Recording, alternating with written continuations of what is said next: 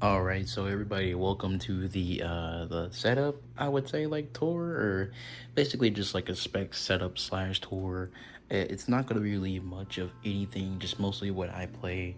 My critical ops on. First and foremost, thank y'all for 100 subs. I think we're like at what 125 right now. Um, Over the past 2 3 weeks, I would say like we've grown substantially and much more than I thought I would. And I'm pretty sure like over time, as the algorithm and stuff starts pumping out, whenever I start making more videos, I'm saying, it's gonna be a lot more. So appreciate a lot of people for the support that has been supporting me for before. Don't worry about like everything else. I'm still kind of moved in right now. You guys want to see the cat? Look, peep at the cat. Look at the cat. Kitty, kitty, kitty. Shade. Hello. Kitty break over with. We are going to be starting first with essentially the monitor. This is a Scepter 1080p 240 hertz monitor that I use. This is my main monitor that I use essentially to play everything. Any other game that I usually play, including Critical Ops, is on this screen. And this display has a lot of different other like settings and whatnot. Like I have basically right now I have like let me see. I have overdrive for the panel. It's on high, so my refresh rates are a lot more constant and much more smoother. No FreeSync because it tears, not really tears, but it just doesn't do a lot. And it also prevents like ghosting and whatnot. Overall, I would say like my Scepter is very good, a good kind of cheapish monitor to go off of. I kind of plan on getting a 1440p monitor at some point, but that's what that one is, but I'll get to that one in a second. But mostly a main 1440p. I don't think I'll hit anything of 4K. I think 1440p is the great. I think 1080p is a great mid ground, but 1440p is good for like visual and whatnot. So right here is the Incho's Ace 68 magnetic switch keyboard Hall effect. Essentially, it's basically a Wooting, but China. And I know what you're thinking, like, why? What the fuck would I want a Chinese Wooting for? And mostly just because Wooting nowadays it has a lot of their own issues and whatnot. It still basically has here, I'm gonna go to it in a second. Mchos is basically just Wooting but China, and I feel like there's a lot of features that it does a lot more better. I never really had a problem with my A68. I was gonna get an Air, but I think they charged a little bit more, and I just was like, I can just keep the A68. So basically there's rapid trigger on basically on the keys and whatnot. I have that on. It doesn't really benefit well for critical loss because mostly whenever you stop moving, the game essentially just mostly registers like first shot accuracy type shit. I have like dead zones and everything set, and the actuation distances for each and every other key, mostly my WASD. And then also it's like I have it on 2K. Whenever I first had it, it was like on 8K, but essentially you don't really want to do 8K because it's mostly just like it doesn't do anything. Basically it's just kind of like word salad that they say that you should use 8K, but same thing with the mouse and whatnot, which we'll get into in a sec. This is the Fi-Fi microphone. I mostly got this one whenever I wanted to upgrade from just using like a headset mic, and it's a very cheap microphone because it's all about the settings that you tune for this. So I think settings wise, if you're good with understanding like audio quality and whatnot, you can make, and this thing was like probably like maybe $30-ish. You can make a $30-ish microphone sound really, really good in OBS.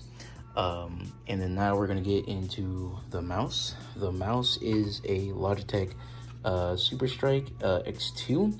Basically the mouse that has no click essentially. If I can kind of put it up close and you'll probably hear like the little haptics. Not really. But it has no click, which means that it also comes with rapid trigger on the mouse basically.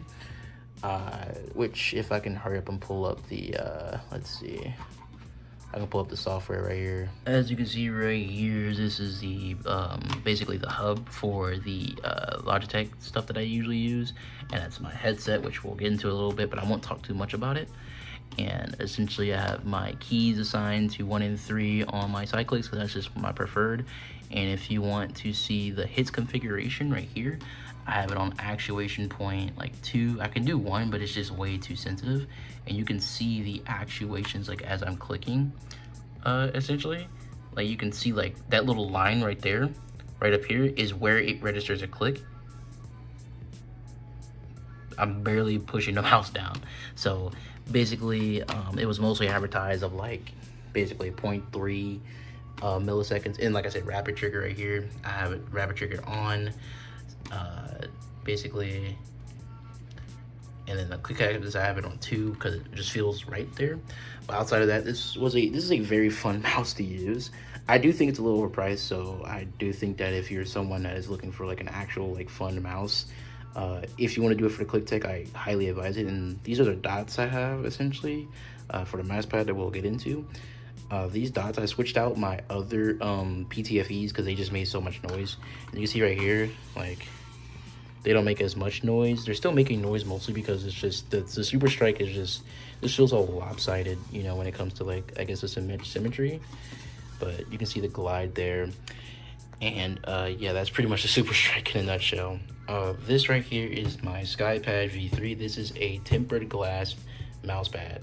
If you don't really know anything much about glass mouse pads, is depending on which ones, I'm pretty sure wall hacks are really good on speed. SkyPad is really good for control and speed, kind of mixed together a little bit depending on which one you get. V3 has a little bit more controlled, so you're more controlled glide essentially, but you still have that speed. So that's where a lot of those, you know, kind of just feel well. I think I got it on a special. It was like maybe 70, 80-ish dollars when it was like 115. So I had to yoink that essentially. Then we're gonna get to this monitor, which, like I said, I'm gonna try to have links for all of this, but I think this monitor you cannot find anymore because they just stopped selling them. But it's a Videotek 1440p curved monitor, as you can see, and it has really good deep colors. And the funny part is, like, whenever I first got it, this was like for my PS5, and I was trying to take advantage of 120 hertz, but I was using an HDMI cord, and it only supports 1440 with DisplayPort. So that was funny. But this is where I usually pull up my basically where I pull up like my OBS. So I have chat, or if I'm just watching videos or something, basically whenever I'm trying to like configure everything, it's mostly just going to be on this monitor. I highly suggest, if you're getting into a PC, to have at least 2 monitors. It's okay to start off with one. I started off with one, but I ended up getting another one as my main monitor mostly, and it can be kind of cheap. And as you can see, this is everything that I pretty much use. Going into that, where the hell is my mouse at? Yeah, like the game screen and whatnot, and I can just show you how I do everything. And just put it on the new one, and it'll pop up in about a couple of seconds, and there it is. And so that's how I mostly record, do everything. I have all my scenes and stuff. So now we're gonna get into the meat and potatoes. The headset napkin, it's really just a Logitech. I plan on getting another, and don't mind the tape, this was mostly for whenever my cat was a kitten and dealing with wires. This a Logitech headset. It's good. I have it set it to where I have good audio, but yeah, I like I said, it's just pretty basic, nothing crazy. At some point I kind of do plan on upgrading it, but that's besides the point. So now we're gonna get into the meat and potatoes, and that is mostly, but you guys can kind of see me. Whoa. Anyways, the meat and potatoes, which is the PC. So we're gonna talk about the CPU. The CPU is a Ryzen 7 5700X3D. This is a good CPU if you're someone that pretty much plans on, like, if you're really intensive on gaming. This is probably one of the best AM4, if not the best AM4 chipset CPU you can get. I know a lot of people are AM5 right now, and I kind of want to wait until I hit AM5, but definitely that one is really good for that reason. And I've pretty much had no problems playing even modern games like Battlefield 6, basically 200, 300 FPS, you know, comp settings, even high settings, pretty much we're just chilling. So won't talk too much about that, but I just love the CPU because I upgraded from 5600X3D, or not a 5600, but basically a 5600X. So next up, we're gonna talk about the RAM, and we have some T-Force. 32 gigabytes, so 16 gigabytes on each stick. as you can see, like right there. And essentially this is dual channel. If you plan on having a motherboard that's quad channel, you want to make sure you have all 4 channels. So if you want 32 gigs, you want to have 4 8GB sticks, basically, if that makes sense. You want to fill up those channels, you never want to have space. So anyways, I only have a dual channel. So because this was a custom build PC that I got from Light Technologies, which is discontinued. So yeah, at the bottom right here, you can see right there is my SSD. It's a terabyte SSD, NVMe SSD, and yeah, it's just an SSD. It's basically storage, but really fast storage.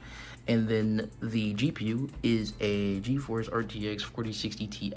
And the 4060 Ti's nowadays are starting to go up in value because A, they're now getting really reliable, and B, they're really good for 1080p gaming. So you can still bust out a lot more power for it, but the only downside is that it's an 8GB VRAM card. So as more graphic intensive cards come out, this thing is probably not going to pull as much power as it can be. But I still think the 4060 Ti is still a really good card, but I plan on upgrading to something pretty decent in the long run. So yeah. And then at the bottom we have the power supply, which is again this Kratos M1 550 plus 80 watt power supply. Has ran tried and true, never had any issues with this PC outside of maybe a couple of things that, you know, was going on for too long. But yeah, outside of that, we just have a pretty standard case that has really great airflow. I can't really change the settings of the actual LED because I don't know, I guess it just was never configured whenever we tried to get that set up, so I just left it as is. But yeah, that's it. That's mostly my setup basically here of basically how I play Critical Ops. So yeah, thank y'all so much for the support. My next milestone, or at least sub goal, is 500. Probably right there we'll probably do a like basically a Q&A, and then I have a surprise for y'all at 1K. But we're going up. Appreciate y'all for support. I think I'm gonna end it here, and yeah, I'll talk to you guys later. Peace.